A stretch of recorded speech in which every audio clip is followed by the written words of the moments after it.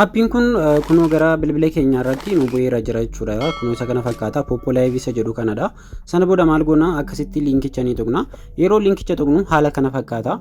Hunduma keenya biratti akkasitti nu bana. Yeroo inni akkasitti nu bane filannoowwan meeqatu jira bakka kana. Gubbaa kanarraa kan nutti mul'atan filannoowwan afur jiru. Inni jalqabaa login with Google kan jedhudha. Ittaanee kan jiru login with Facebook kan jedhudha. Ittaanee kan jiru immoo login with Instagram kan jedhudha. Lakkoofsa bilbilaatiin illee warri baduun barbaadan bakka kanarraa WhatsApp namni fayyadamtan yoo jiraattan WhatsApp fayyadamuudhaan kallattii kanaan banuu dandeessu jechuudha. Anarra garuu kan inni isinitti argisiisu Googleedhaan banee jiranidha. Kanaaf isaan banuudhaaf isa jalqabarra jiru kana yookaan immoo login with Google kan jedhu kana tuqeetanan emailiidhaan banaa jechuudha. Yeroon isa tuqee akkasitti accept kan jedhu kana na gaafata.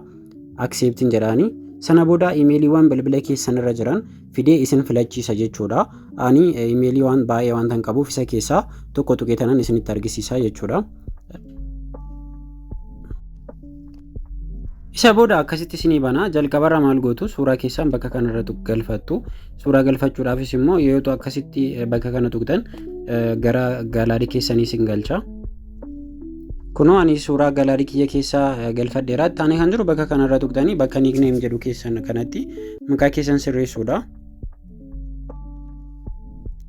Ittaanee kan jiru jala kanarraa kan isin dagachuu hin qabne umuriin keessan 18 ol ta'uu qaba. Akka alaattidha waan ta'eef isa kana tuqtanii sirreeffachuudha. Bakka xiyyaana argisiise kana tuqtanii akka alaatti sirreeffachuudha. Ani 2002 jedhee sana booda ittaanee kan jiru biyya keenyadha. Biyya inniyyuu biyya jirru nu bana. Kanaaf asirratti wanta sirreessitan hin qabdani. Itoophiyaa taatan Itoophiyaa, namoonni biyyoota biraa jirtan Itoophiyaadhaan banuu barbaadan immoo gara Itoophiyaatti jijjiiruu dandeessu. Itoophiyaadhaan banuun keessan keessattuu ejentii yoo taatan isin gargaaruu danda'a. Garuu hostii taatan immoo biyyuma amma jirtanii yoo bantan yeroo muraasa booddee immoo riipoortii gootanii gara biyya barbaadanitti jijjiirrachuu wanta dandeessaniif amma akkuma jirtanitti bantu jechuudha. Ittaansee kan jiru saaladha. Saalli immoo bakka kanarraa dhiiraa fi shamarran isa kana dagatina. Garuu asharaa yeroo kennitanis isinii sirreessa. Garuu kana shamarran yoo taatan fiimeelii, dhiiraa yoo taatan immoo meeliidhaan guuttattu jechuudha. Kana fakkaata kallattii kanaan yeroo akkasitti sirreessitanii guuttan maal gootu jechuudha. Jala kanarraa sammit isa jedhu kana tuqxanii ni bantu jechuudha.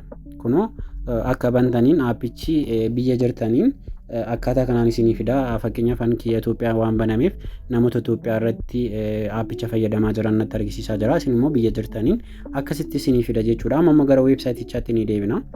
Amma immoo ittaanee kan jiru aayikaniiwwan bilbila keenya irra jiran fayyadamuudhaan akkaataa ittiin gara piroofaayilii keenyaa seennee yookaan immoo fuuldura maaltu jira gara piroofaayilii keenyaatti immoo yoo seenne maaltu nutti mul'ata kan jedhudha. Kanaaf isaaf immoo fayyadamuudhaaf viidiyoo bakka kanarra jiru fayyadamnee ittiin ifnaa jechuudha.